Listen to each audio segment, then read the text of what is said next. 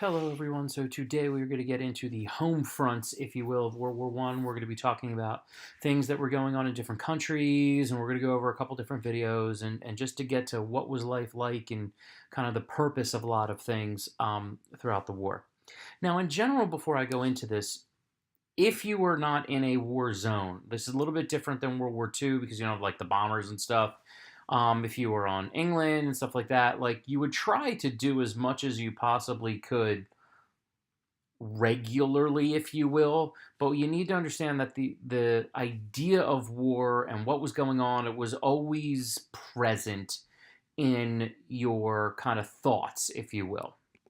So what we have in World War One is what we call a total war. And the basic idea of total war is that everything in the nation is going to the war effort, that there's nothing else that matters. And in the end, kind of war, if you will, trumps personal preferences, what you do day to day, and some people even like your job. Political parties kind of take a back seat for the most part. Like there were things that different groups wanted to do, but it wasn't as divided as it would normally be under party politics. And one of the reasons for this is that early on the war was believed that this would be over by Christmas. We're starting in August, and by Christmas it'll be all said and done. But as it starts to drag on, there becomes massive need for munitions and soldiers, and so it reshapes everything that's going on in these countries in order to win this just terrible war. And part of that was increased government control of a variety of different areas, okay? And number one was conscription, okay? The need for men never seemed to end. I mean, pre-war, all of these armies were pretty big, but like an example, Britain actually in 1914 had the largest volunteer army in the world, had over 1 million men, but by 1916, they have to draft people, okay?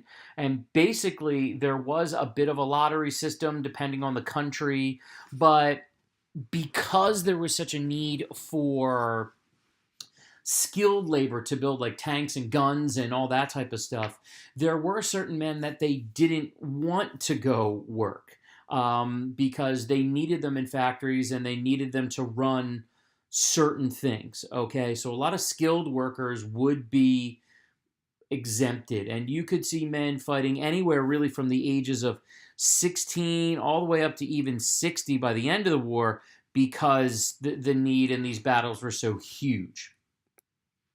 And here's just a little idea of like what was going on in Britain at the time.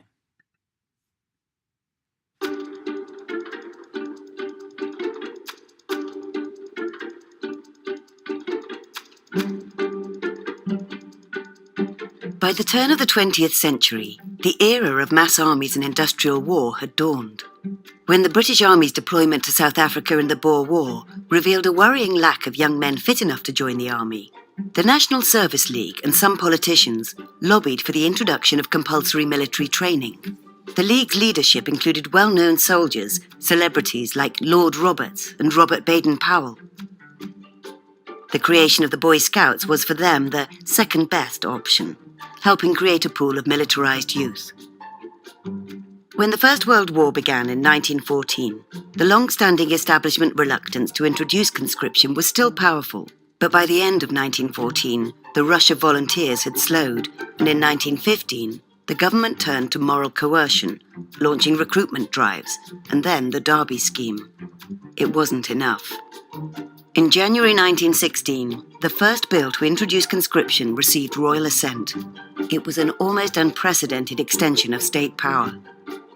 British men from 18 to 41 were legally deemed to have been duly enlisted for the duration of the war. Continental Europe mass armies were all built on this type of conscription, but it felt very alien to the British. Age, occupation, ill health and conscientious objection could all exempt a man from service, but every man was legally born a soldier, waiting for his call-out papers. Some marched in protest, and hundreds of thousands of applications and appeals for exemptions were approved or rejected by endless tribunals. In Ireland, the prospect of conscription led to the real threat of armed rebellion. In those countries of the empire that gave their electorates a choice, some voted for, some against. Even so, many thought it was time the slackers did their bit, and by the end of 1916, more than 1 million men had been called up and went, whether they wanted to go or not. And that just gives you an idea, like, of a nation that was actually prepared for war. You can't even imagine how a nation that was maybe ill prepared, how many more soldiers that they would actually have to bring in. Okay, so now what we're also going to have to do with economies is make some changes as well. And so this idea of control is going to come in here. The free market is going to be put on pause. Okay, we're going to have things like price, wage, and rent controls because a lot of people's wages, the government is going to need just more money for the war. Okay. Food rationing is also going to be a big deal. And a lot of people always talk about this stuff for World War II. And this stuff absolutely happened in World War II. It was very organized. But World War I was really where these ideas are developed, okay? And you're also going to get the nationalization of the transportation system and major injuries. Not injuries, sorry, industries. Everything has to be geared toward war. Citizens at home were encouraged to work really hard because their efforts were just as important to win the war. And this was a big thing and a big part of this idea of total war. And to give you a quote on the right there's President Woodrow Wilson who said, "He who remains to till the soil and man the factories are no less a part of the army than the men beneath the battle flags." And that gives you an idea of how important all of this was and the changes that had to be made.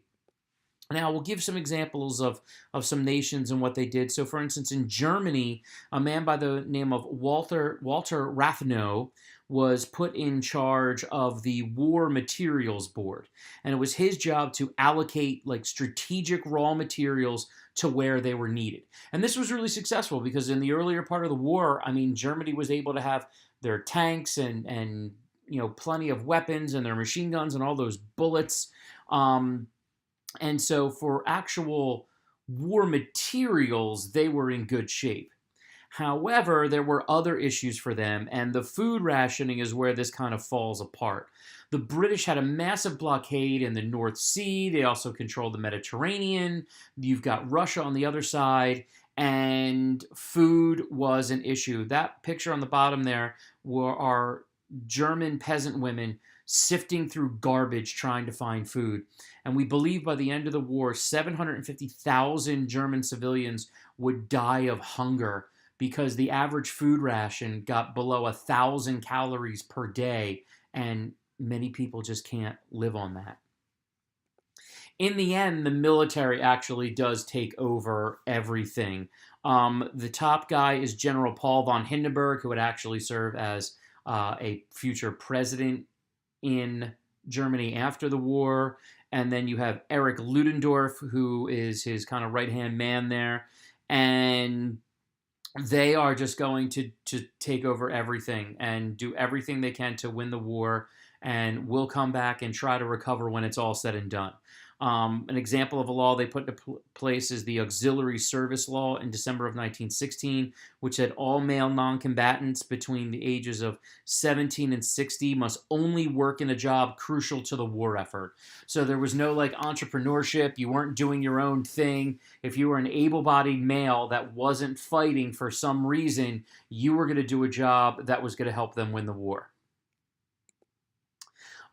Initially Britain, so what goes on with Britain? Initially Britain tries to avoid this control and they try to keep the free market going, but they realize that that needs to change, and they're going to create the Ministry of Munitions, and the guy that's going to run that show is David Lloyd George, who will become a prime minister in the future and fairly important to the Treaty of Versailles, even though that was a complete and utter catastrophe. He had a variety of powers as the Ministry of Munitions. Private industry would be changed over to create specific war materials. He actually had a staff of 65,000 bureaucrats to make sure that everything was properly enforced. And eventually he was given the power to take over plants if they didn't cooperate with specific directives. So everything in the economy here was geared toward war, and David Lloyd George basically had the power to do whatever he saw fit. France struggled a little bit differently. They lost 75% of their coal due to lands the Germans had occupied. And again, because, heat and all that other stuff is run off of coal, this was just devastating. And in France, you had an interesting power struggle in both economics and basically societal deals on who should actually be in charge. The military guys, which you saw clearly in Germany, or should it actually be the civilian government that runs everything? And by 1917, a new leader in France is elected, George Clemenceau, and he actually will establish civilian control and reorganize the government to be more efficient. But in the end, the generals aren't running everything. In France, it's actually the civilian leaders. So you had different ways the government was, taking control in different areas of Europe at the time. Now, other nations at home with this type of stuff were struggling. Russia and Austria-Hungary had really weak economies to begin with, and a lot of cases they really struggled with producing what was needed for the war. For instance, Russia could really only arm about a quarter or a half of their men with modern weapons. And so what ended up happening is some of these men actually went into battles with swords, like swords. The Germans have machine guns, and the Russians are coming in with swords. Yet another reason why this war was so senseless. And Austria-Hungary was really in the same boat, and these weak economies and the massive loss of life, particularly in Russia, are going to cause some problems after the war. And you actually can kind of see the stem of the Bolshevik revolutions, which I'll be talking about in a future video. They really have their bases here because of how ill-equipped the government was to provide for their people. Now, as I skipped ahead a little bit, and so that's what we need to understand. The whole idea here is the purpose of this video is understanding the importance of how these nations that were more successful, like the Britain and France and Germany lasting to the end of the war, versus nations that weren't as successful, say Russia and Austria-Hungary, because of the organizations of their economies, because of the organizations of their government, to do what needed to be done to win the war, but at the same time, try to still keep production and stuff like that going. And it was really fascinating to kind of see there. All right, guys, so make sure you review this, take some notes, and I will see you soon.